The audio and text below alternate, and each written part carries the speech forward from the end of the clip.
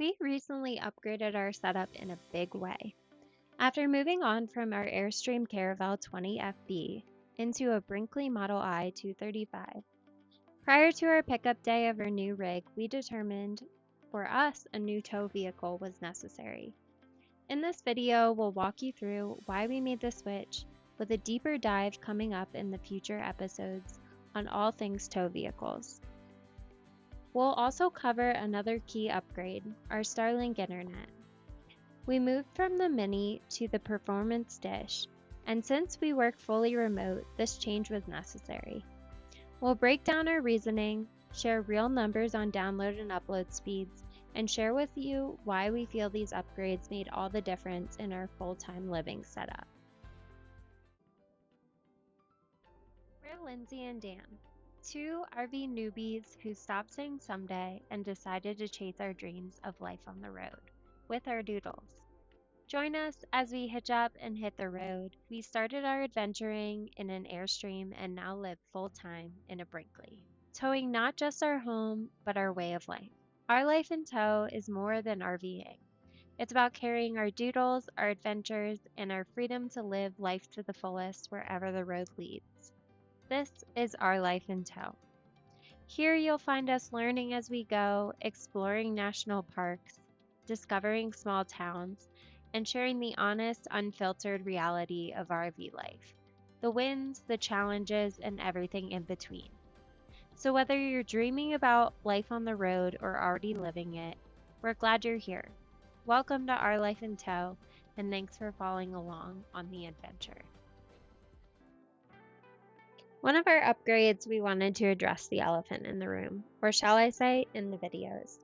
We recently, with the upgrade of our new rig, also upgraded our tow vehicle, and we wanted to address why. Dan's definitely more the expert on this topic, but I'll do my best to give a synopsis with a future video to come with more details on towing in general. When we first looked at the Brinkley I-235, they stated that it's a half-ton towable trailer. Dan did some research, and while some trucks that are half tons might be able to make it work, perhaps with addition of airbags, this was kind of what we determined. The I-235 weighs approximately 8,500 pounds loaded, which puts about 1,000 to 1,200 pounds on the hitch. Adding a heavy hitch, passengers, dogs, gear, and all of that, that's about 1,600 pounds. And right there, you're around the max payload for most 1500s. And then another issue is the tow rating. With a tow rating of around 11,000 pounds capacity, the trailer puts us right around 77% towing. And when you want to stay in the safe zone, it's typically around 70 to 75%. So with the tow rating and its payload, suspension, and braking, we decided that the best course of action would be to upgrade to a heavy-duty truck to kind of increase our stability, our margins, and our safety. More to come on that, though. In the new car. Truck. New truck. GMC 2500 Denali Ultimate. Thing is a dream. 2024. And it has massaging seats. So currently, I'm on massage relief level 3 with heat. And it's unreal. I feel like I might never go to a masseuse again. Me neither. It's pretty similar to the 1500. Only annoyance is the lever that goes in front of the screen, but no big deal. Heavy duty trucks, they all have it. And our thought process is this will be able to tow just about anything we decide to get or will have. Yeah. Hopefully we'll have it for a long time. Only has 17,000 miles on it. What was the promise again? No new cars for at least 3 years, or unless you demand me to get one. You heard it here. He's been quoted. He's on camera. We made another upgrade as well, which is arguably one of the most important upgrades we've made. It's our internet. Working full-time on the road means Wi-Fi is more than a convenience. It's our livelihood. Dan spends most of his day on video calls with customers running demos, so a reliable connection is a non-negotiable for us. When we first started RVing, we went with the Starlink Mini. And what intrigued us about it was its size mostly. It's about the size of a sheet of paper, and it also has a built-in router with a ton of positive reviews. First tested the Starlink Mini on a full-time RV trial run while visiting some family in New Hampshire in our Airstream. We wanted to test out certain things for full-time living with the idea that we could go inside if we needed if things failed. And we quickly realized that the Starlink Mini showed its limits. Speeds would drop so low that Dan's video calls would frequently freeze, and he'd start frantically waving at me to disconnect all other devices from the internet to try and save the call. We knew this wasn't sustainable. And we also knew that if we struggled with our internet in New Hampshire, we would struggle with it in more remote places that we had planned and dreamed to go. And we know that there is RV park Wi-Fi that does exist, but from our experience, it was never dependable, and you couldn't always be streaming videos, so we needed something that was dependable and reliable, as this is what makes our lifestyle possible for living on the road. In our testing with the Mini, it delivered speeds anywhere from around 90 to 120 megabits. But it was not reliable. In most cases, dropped much lower than that. The upload speeds were also terrible, often bouncing between 7 to 20 megabits, typically falling below 20. That crushed our video calls, and with 2 people working remotely.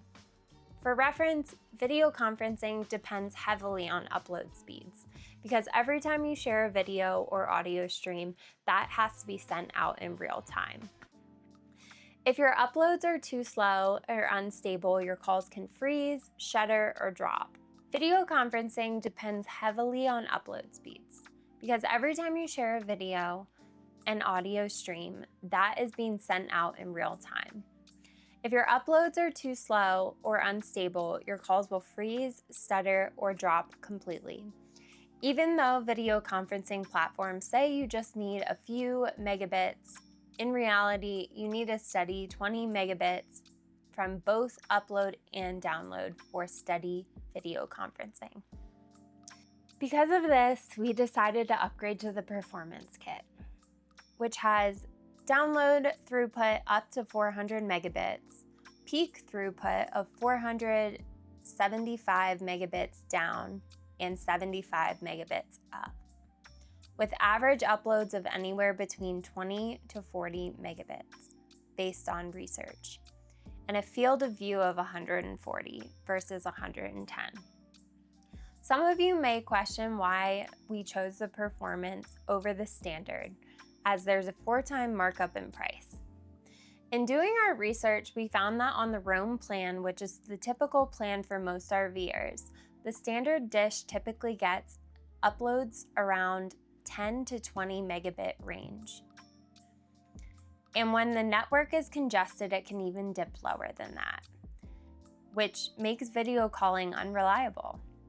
The Performance dish on the same plan generally holds closer to 20 to 30 average megabits based on user reports and research. It benefits from a wider field of view, stronger antenna, which reduce dropouts. On paper, both kits have similar peak specs, but in practice, an extra stability from the Performance hardware is what makes video conferencing far more dependable on that dish. Starlink Standard actually performs pretty similarly to the Performance for download speeds, reaching around 370 megabits in some reviewers' testing, which is a large upgrade in comparison to the Mini's 50 to 150 range. The Standard and Performance also have around the same power draw of 70 to 100 watts, but the Standard has some caveats that didn't make it the right choice for us for our full-time living use and video conferencing. For us, it's not certified for in-motion use, and running while driving can actually void the warranty. It also has a lower durability rating of IP67 Type 4, whatever that means. What it does mean in layman's terms is it's much weaker in performance than the IP69K that is on the performance dish. The standard has weaker snowmelt capacity and durability through storms and harsh climates. Lastly, the biggest reason that we mentioned was upload speeds. The standard averages around 10 to 20 megabit uploads, while the performance kit delivers 20 to 40 megabits, giving us the stability we need for video calling, file sharing, and working fully remote.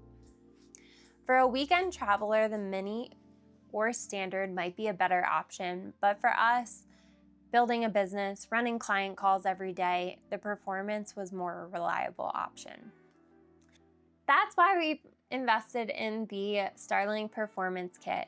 Yes, it's more expensive, but we paid for 3 things: durability, integration, and stability.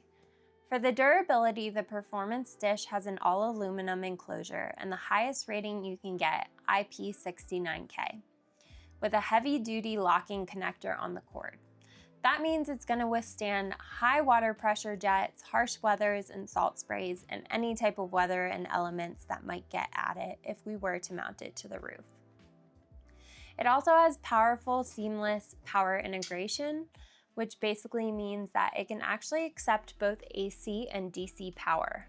So we can actually hardwire it directly into our battery, which means if for any reason we disconnect or lose shore power, the internet will actually stay online, pulling directly from the DC power, and we won't need an inverter or generator.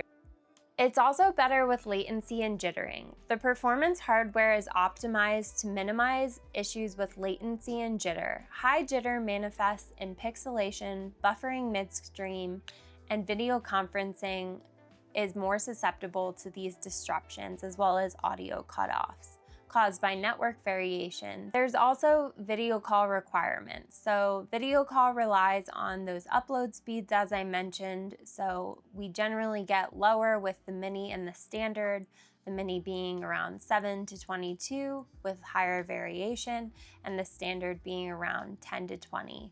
And then the performance coming in at around 20 to 30 megabits. So it maximizes our stability connection using the performance dish for video calling with more reliability that will hit that 20 megabits for smooth conferencing. And then stability and future proofing.